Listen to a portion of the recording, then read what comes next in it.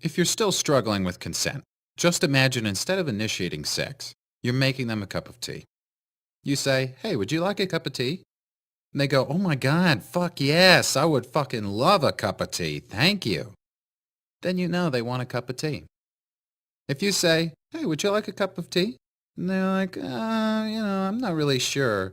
Then you could make them a cup of tea, or not, but be aware they might not drink it. And if they don't drink it, then, and this is the important part, don't make them drink it. Just because you made it doesn't mean you are entitled to watch them drink it. And if they say no thank you, then don't make them tea. At all. Just don't make them tea. Don't make them drink tea. Don't get annoyed at them for not wanting tea. They just don't want tea, okay? They might say, "Yes, please. That's kind of you." And then when the tea arrives, they actually don't want the tea at all. Sure, that's kind of annoying as you've gone to all the effort of making the tea, but they remain under no obligation to drink the tea. They did want tea, now they don't. Some people change their mind in the time that it takes to boil the kettle, brew the tea, and add the milk. And it's okay for people to change their mind. And you are still not entitled to watch them drink it. And if they're unconscious, don't make them tea. Unconscious people don't want tea. And they can't answer the question, "Do you want tea?" Because they're unconscious. Okay, maybe they were conscious when you asked them if they wanted tea.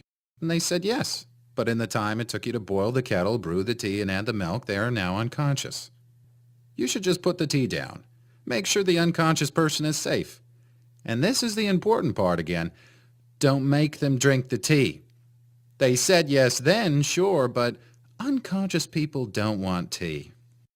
If someone said yes to tea, started drinking it, and then passed out before they'd finished it, don't keep on pouring it down their throat.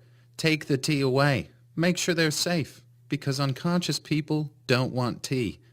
Trust me on this. If someone said yes to tea around your house last Saturday, that doesn't mean they want you to make them tea all the time. They don't want you to come around to their place unexpectedly and make them tea and force them to drink it going, "But you wanted tea last week." Or to wake up to find you pouring tea down their throat going, "But you wanted tea last night." If you can understand how completely ludicrous it is to force people to have tea when they don't want tea, and you're able to understand when people don't want tea, then how hard is it to understand it when it comes to sex? Whether it's tea or sex, consent is everything. And on that note, I'm going to go make myself a cup of tea.